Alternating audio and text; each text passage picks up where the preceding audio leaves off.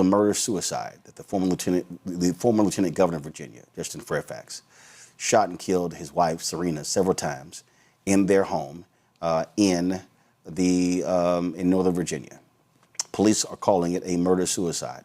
Fairfax County Police Chief Kevin Davis said the couple's divorce more than likely triggered this incident. So far, what we know is probably what you all know, and I don't think it's a secret that there's been divorce proceedings that have been ongoing.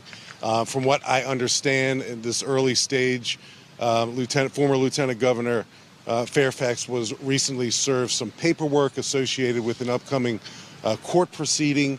That apparently led to this incident last night. Both of their children, teenagers, the boys older than the girl, were in the house when it happened. So that's horrible news for the family. Certainly a traumatic event for those children to live through. But we know that it all kind of culminated last night when Justin Fairfax shot several times, and killed his wife, ran to a different part of the home, and then killed himself with the same firearm. First and foremost, I am heartbroken and devastated for the Fairfax children. I thought the statement put out by DeMatha High School, which is a high school that Justin attended, it's a Catholic high school here in this region, was a good one. That was the Justin we all knew. The guy full of hope and promise and gifts and possibilities for his future. All of that changed in 2019 when Justin was lieutenant governor. The second thing I want to say is Serena Fairfax, anyone who knew her knew she was an amazing woman. Kind, good, a great dentist, faithful to her patients and her community, and faithful and loyal to her husband at the most difficult and dark moment ever for their marriage and for their family when these allegations about Justin came out in 2019 when he was serving as Virginia's lieutenant governor. Serena didn't deserve her ending. Serena did not deserve what Justin did to her. Those of us who talked to Justin as late as Monday or Tuesday of this week or were in often contact with him knew that he was depressed, knew that he was in darkness, knew that he was dealing with everything he had lost, feeling that there was no hope. And all of us tried to encourage him to get help, to get back in the arena, to not give in, and to do something good through all of this, something he called the culture of cruelty. He wasn't able to turn that corner. But none of that justifies murdering his wife while their children slept in the home and leaving his children holding the bag in something that is unthinkable and unimaginable for someone in their 30s, 40s, 50s to handle, much less two teenagers who now don't have parents. I would ask those of you on social media to just stop with the ugliness, the vitriol, the name calling, the judgments, because you don't know this family and you don't know what was going on. What you know is the outcome, and it is tragic and horrible and something none of us that knew them ever thought was possible. I think if we're honest, some of us thought Justin could hurt himself because he was so depressed and down. Up until Tuesday of this week, one of the last things Justin said to me was, I need somebody to help me to prove my innocence.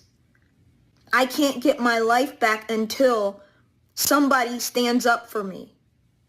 I had done so in a Washington Post piece in 2022, but I had done all I could do. Others should have stepped up.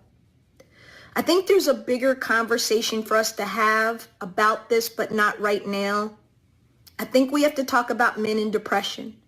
I think we have to talk about domestic violence. I think we have to talk about men in dealing with their emotions and what happens when they don't. I think there's a lot to talk about, but I don't think now is that time. I think the Fairfax children are what we all need to focus on.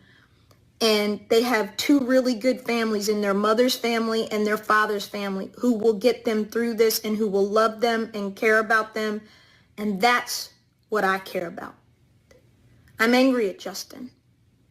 I'm in shock. I'm appalled. I don't know what to say. I keep asking, what more could I have done? How did I not see this coming? We're all asking ourselves that. We're never going to get an answer. I want to keep on the topic of Justin Fairfax. And the most dangerous time for a domestic violence victim, as I said before, is when they choose to leave. And even in situations where the violence is more psychological than physical, it can turn physical when the victim decides to leave. That is the most dangerous time. And from what I understand, Mrs. Fairfax had served Justin Fairfax with papers just a couple days before this happened. It's not clear what were in the papers, but I also read that he was ordered by the courts to move out of the house by April 30. None of these are excuses for what he did, but I do think it provides some context to how volatile the situation may have been. And then he chose violence. He didn't have to choose it. He chose it. I understand completely what divorce can do to people. I understand the anger. I understand the depression. I understand the spiraling. And even with all of that, people do not murder their spouses. Everybody doesn't do it. So I think it is an insult to people who are actually dealing with mental health issues to blame this on mental health. This was a choice that Justin Fairfax made, a deliberate, intentional choice, in my opinion. He had options. He could have left the home. He could have removed himself from the situation. Those same people, his frat brothers, his friends, who are now talking about what a good man he was, why didn't one of them put his ass up in their damn house? Maybe they should have given him somewhere to stay. Because here's another reality that people don't want to talk about. In too many jurisdictions, during divorces, people are encouraged or feel forced to stay in the home, especially women. They are advised and told, don't leave the house because you might lose it. They have children that they're trying to protect and to keep their lives normal. They're trying to protect assets, and a house is a huge asset. They're trying to do what they think is right and what their lawyers advise. And I have always believed that that can be incredibly dangerous because you do not truly know a person until you see them angry, really angry. Divorce, money, custody, those things bring out the absolute worst in people, especially men that already have a propensity for violence. And if someone has a capacity for violence, that is when it shows up. I was very alarmed when they said that he had purchased a gun, and the court was aware of this. So let me say this directly to women, any woman watching this video, but especially my sisters. If a man shows you even hints that he has the capacity to hurt you, leave. I don't care what they told you about the house. I don't care what they told you about the property or the assets. I don't care what anyone told you to hold on to. Your life is more important than holding on to a house. Pack your things, get your kids, and get the hell out. Do not share the house with him.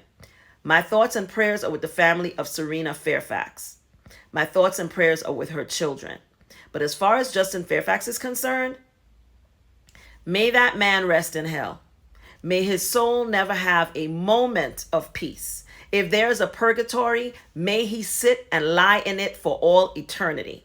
I say an amen. I have no sympathy for him whatsoever. I don't care what good thing he ever did in his life. If he was struggling, he could have sought help. If he was overwhelmed, he could have walked away. If he was in that much pain, he could have even chosen to limit the harm to himself. But he made the choice to take the life of the woman who was the mother of his children and his wife. He made that choice. And then he made the cowardly choice to excuse himself from consequences by taking himself out as well. And that is what it is. Final message: domestic violence thrives in silence. Recognizing the warning signs early can save lives. If you or someone you know is experiencing abuse, reach out for help immediately. You are not alone, and support is available for moms and dads. If you believe someone is in immediate danger, call 911 immediately. If you need confidential support or help planning a safe exit, contact the National Domestic Violence Hotline phone 1-800-7999-SAFE 7233. Text START to 88788. Website thehotline.org.